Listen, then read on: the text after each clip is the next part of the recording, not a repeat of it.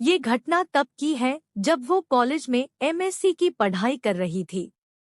वो उस समय वहाँ के गर्ल्स हॉस्टल में ही रहा करती थी। परीक्षा से पहले वो और उनकी कुछ सहेलियां लाइब्रेरी में पढ़ाई कर रही थी। पढ़ाई करते हुए रात के 12:30 बज चुके थे।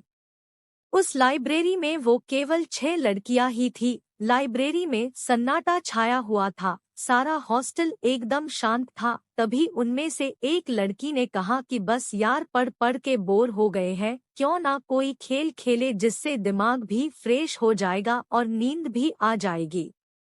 सब उसकी बात से सहमत हो गए। उनमें से एक लड़की जिसका नाम पूजा था बोली कि चलो हम सब किसी आत्मा से बात करते हैं। ये सब कहकर वो अपने कमरे में गई और ऊईजा बोर्ड लेकर आई जिस पर AZ तक अल्फाबेट, 0 से 9 तक नंबर और किनारों पर यस और नो लिखा था।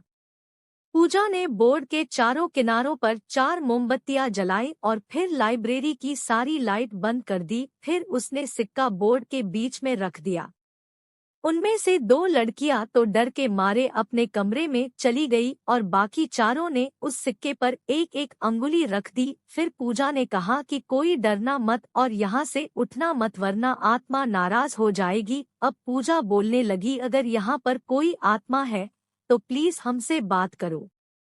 लाइब्रेरी में अजीब सा सन्नाटा और अंधेरा छाया हुआ था। अचानक लाइब्रेरी में कहीं से कुछ आवाज आई। उन्होंने सोचा शायद कोई किताब गिरी होगी। उसी समय सिक्का हिला और जस्मी दीदी ने पूछा, क्या यहाँ पर कोई आत्मा है?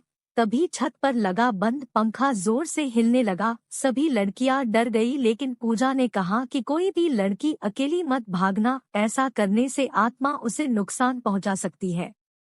उसके बाद पूजा ने ऊपर देखते हुए कहा कि अगर कोई आत्मा यहाँ है तो हमसे बात करे। कुछ देर तक सन्नाटा रहा और अचानक सारी मोमबत्तियां बुझ गई और लाइब्रेरी से कदमों की ठक ठक की आवाज आने लगी। सभी लड़कियां डर के मारे भाग गई, लेकिन जसमीत दीदी पीछे रह गई और उनसे दरवाजा नहीं खुल रहा था। अचानक उन्हें लगा कि कोई उन्हें पीछे की तरफ खींच रहा है।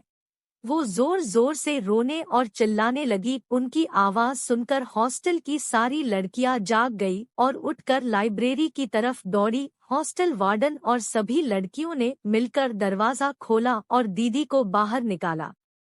इस घटना के बाद उन्हें आज तक लाइब्रेरी के डरावने सपने आते हैं और वो आज तक उस घटना को नहीं भूली।